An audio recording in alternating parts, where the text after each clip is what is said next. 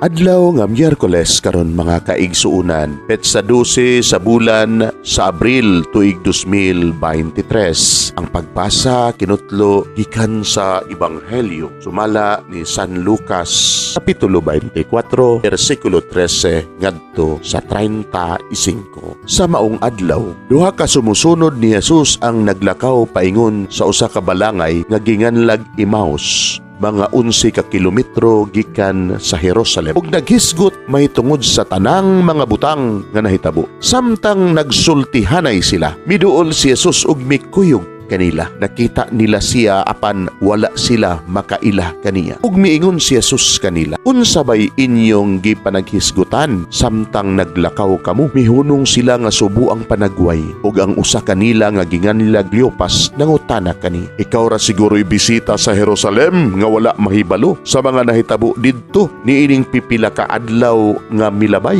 Unsa bang hitabo? Nangutana siya. Ang nahitabo kang Jesus nga Nazaretnon, mitubag sila. Usa siya ka propeta nga gamhanan sa pulong ug sa buhat atubangan sa Dios ug sa tanang mga tao. Ang mga kadagkuan sa mga pari ug ang mga pangulo mitugyan kaniya aron silutan siya sa kamatayon ug gilansang nila siya sa krus. Naglaom unta kadto kami nga siya mao ang muluwa sa Israel. Labot pa niini ikatulong adlaw na karon sukad kini nahitabo ug pipila sa mga babaye nga among mga kauban nakapakurat kanamo. Nangadlawon sila pag-adto sa lubnganan apan wala nila hikap lagi didto ang iyang lawas. Ug namalik sila ug nanugilon nga nakakita kuno sila pananaon diin may mga anghel nga misulti kanila nga buhi siya. Ug pipila sa among mga kauban nangadto sa lubnganan ug nakaplagan nila kini sumbala gayud sa gisugilon sa mga babay apan wala sila makakita kaniya. Unya mingon si Jesus kanila, pagkabuang gayud ninyo, pagkadugay ninyo motuo sa tanang gisulti sa mga propeta. Dili ba kinahanglan man nga magantos ang Mesiyas niining mga butanga ug unya musulod sa iyang himaya? Ug gipasabot ni Jesus kanila ang gisulti mahitungod kaniya sa tibuok kasulatan. Sugod sa mga basahon nga gisulat ni Moises angtod sa mga sinulat sa tanang propeta. Yatong tungura duol na sila sa balangay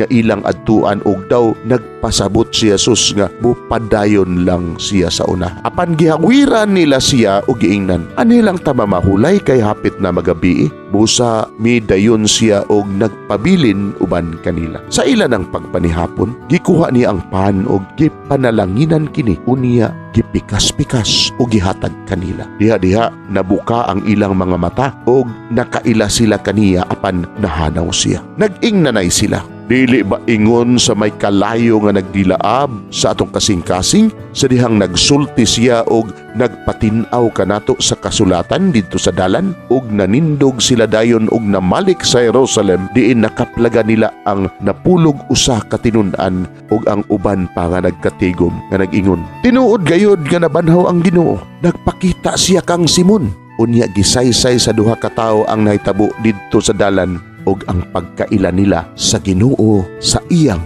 pagpikas-pikas sa pan. Mga igsuon, ang Ebanghelyo sa Ginoo. Daygon ikaw, o Kristo.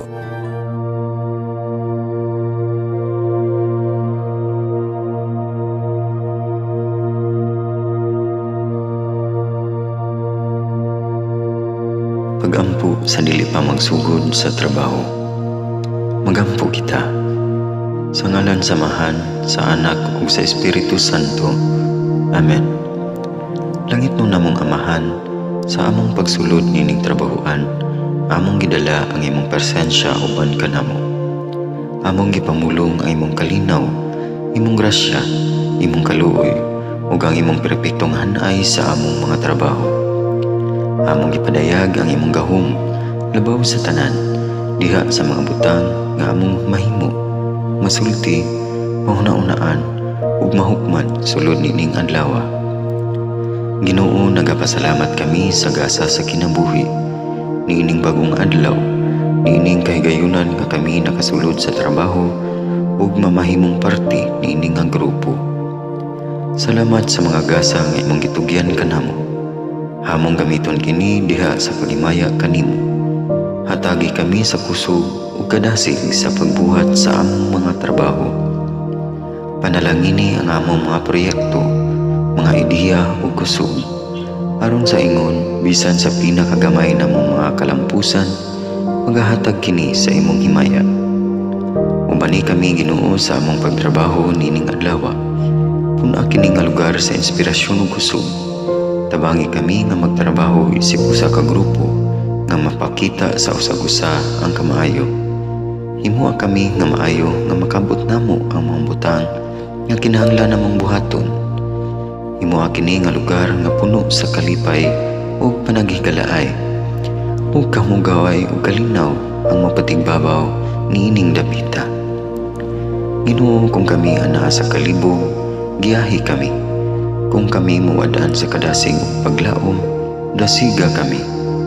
Himuha nga ang trabaho nga among gihimo ug ang paagi sa among paghimo niini makahatag unta kini og hugot nga pagtuo, kalipay ug pahiyom sa tanan nga among mahimamat karong adlaw. Panalangini ang among mga pamilya, among Pinoy-anan, among nasod. Himuha nga magmatidud-anon kami sa pagtagad ug pag-amuma sa kalikupan ug sa tanang may kinabuhi diha sa pagbuhat kanamo sa pagkabot sa imong pangandoy alang sa hustisya ug kagawasan. O Ginoo, sa among pagbiya nining lugara, tagay kami sa imong panalangin ug kaluoy sa among pagbiyahe. Panalangini ang among mga pamilya ug Pinoy-anan nga naunta sa mayong kahimtang sama sa among pagbiya kanila. Ginoo, salamat sa tanang butang nga imong nabuhat, sa tanang butang nga imong gibuhat ug sa tanang butang nga imong buhaton pa. Sa ngalan ni Jesus, among giampo diha sa tumang pagigugma ug pagpasalamat. Amen.